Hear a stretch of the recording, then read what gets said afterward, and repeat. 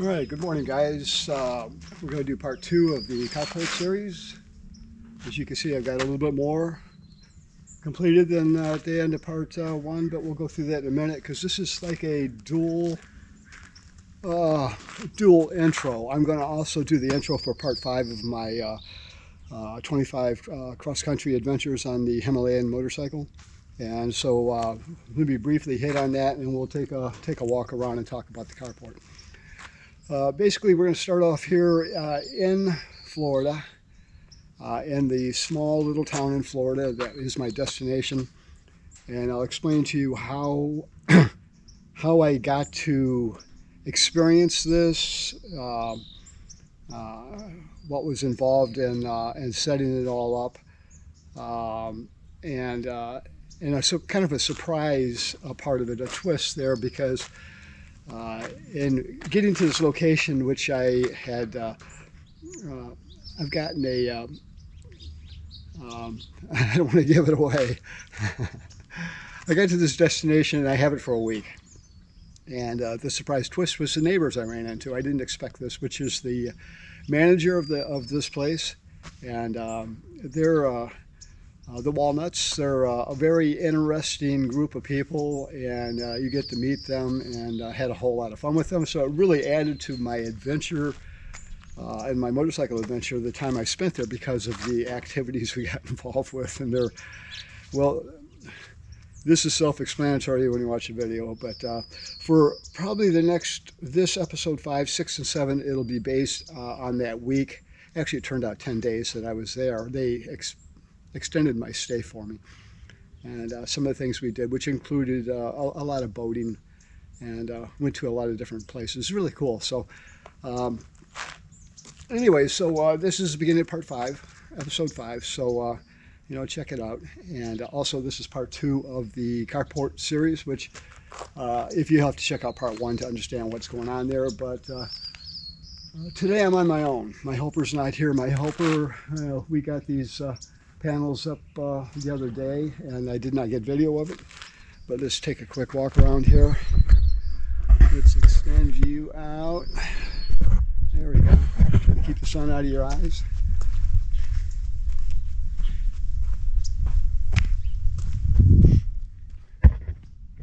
This is kind of what we're looking at here. It's a bolt together setup as explained in part 1. It'll continue to wrap around, and why I started at the lower end. The owner, which I'm not the owner of this place. This is an equestrian center, and I work here. I live here, and I work here. for those who think that I own this, no, it's not mine. I do these jobs as they come up, and I also do other side jobs in the area. If you look around, let me blow me up a little bit. Okay,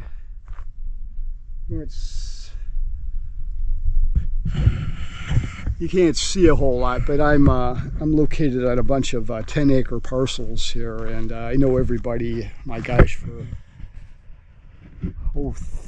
35 years out here in this area, I've lived out here, and so they're all my friends and neighbors. So I always pick up side jobs and hang out with my friends out here.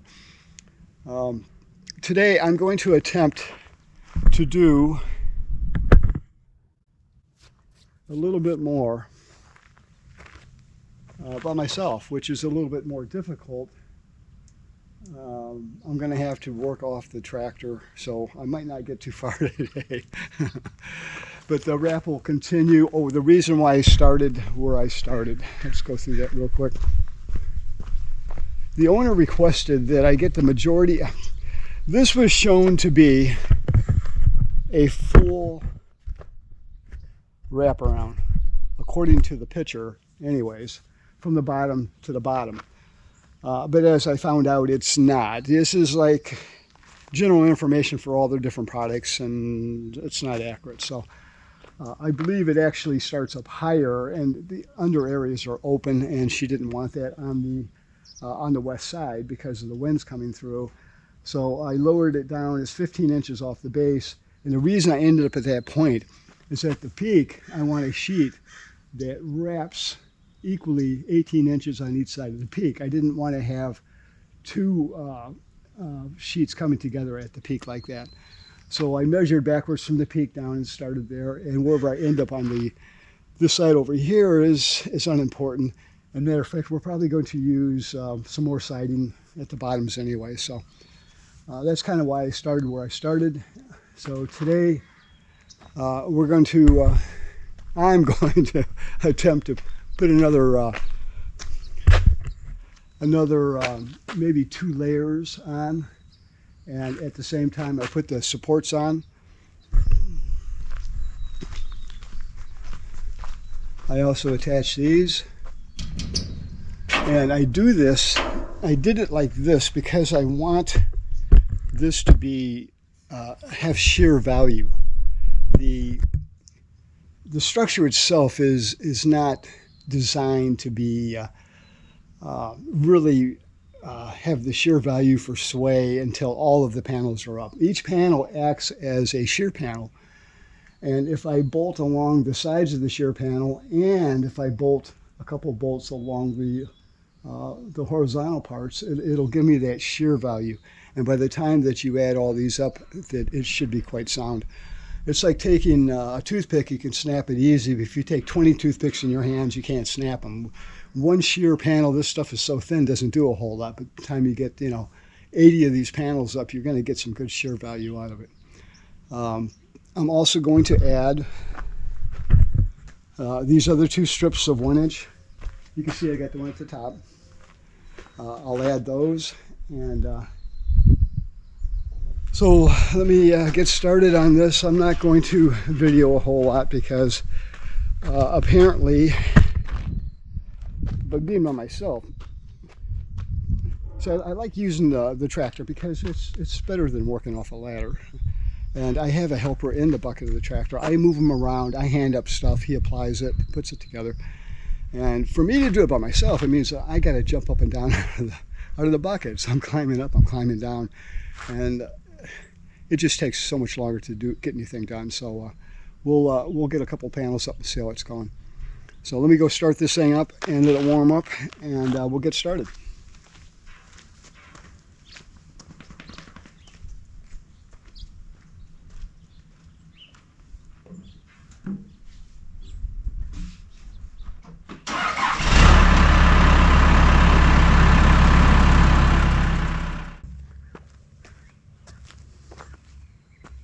Well, this is the downfall of working by myself, and I don't want to do this off a ladder, so I'm just doing this for video's sake. I might get 1 row on today. I'm in not that much of a hurry, so you'll see the effort I have to take to jump up and down off this tractor to move it. Every panel I put on, I have to move the tractor forward. It's time consuming, and yeah, it's I need to wait. So let's just see what happens.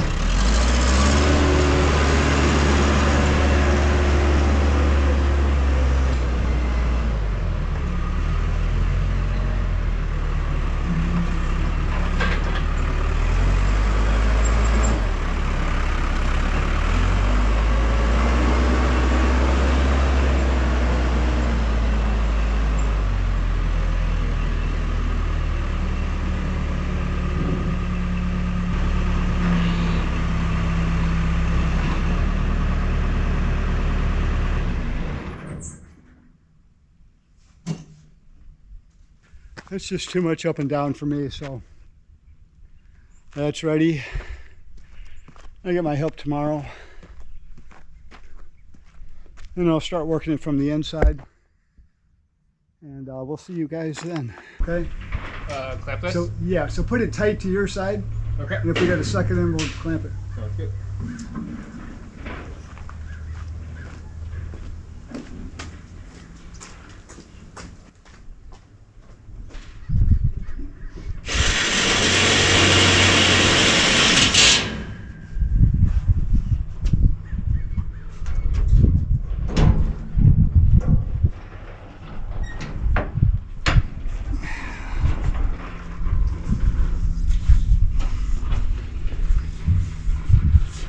So grab the clamp, take this, and grab a screw.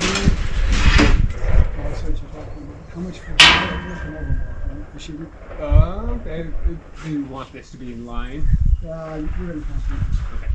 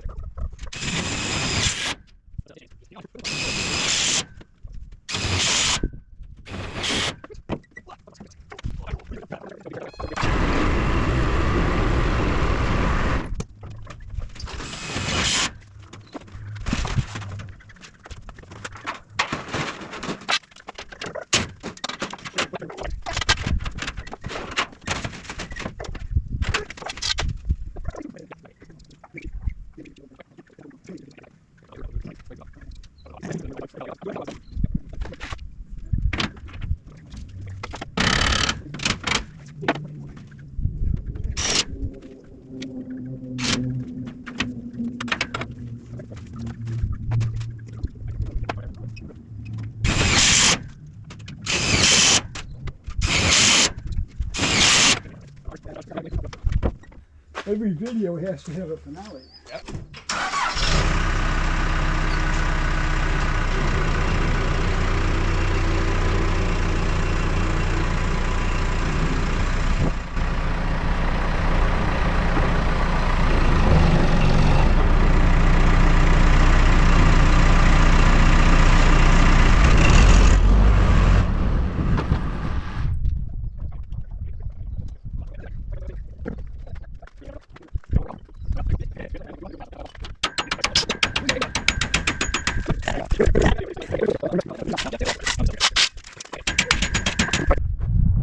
Okay, we're finished up.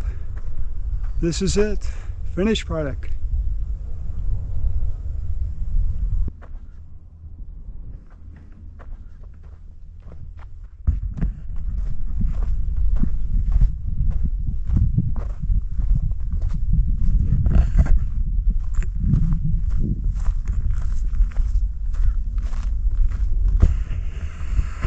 It turned out pretty good.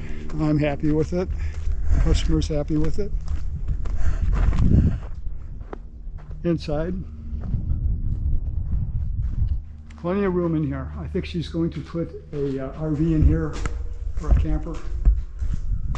And yeah, plenty tall enough.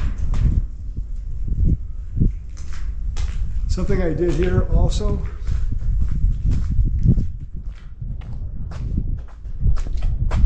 so I made sure that I supported it with this cargo trailer next door, storage bin. I did the same thing on the back side.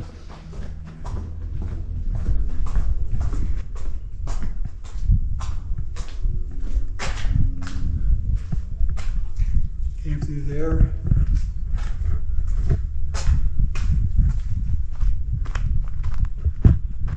I will be using my tractor to move the pile here, but not today. I got to get rid of the carton too. There's where I supported up there. So it's not going anywhere. Well, I appreciate you guys watching my video. We're supposed to get some strong winds coming up next week, and I'll put it to the test. We'll see how it does.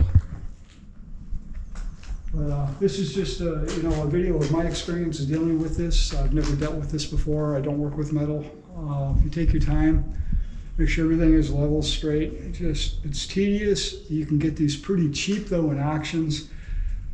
Several auction places do put these up for bid all the time, and you could probably get these for under $1,000. I've seen them as low as $1,200, $1,500, but you have to be able to put them together and be patient doing it, because they're not the best quality. Anyways, we got rains coming up in a couple of weeks, so they say, and we're going to test for any leaks. So we'll see what kind of job I did. That's it. Thanks for watching my video, and I'll see you on the next one.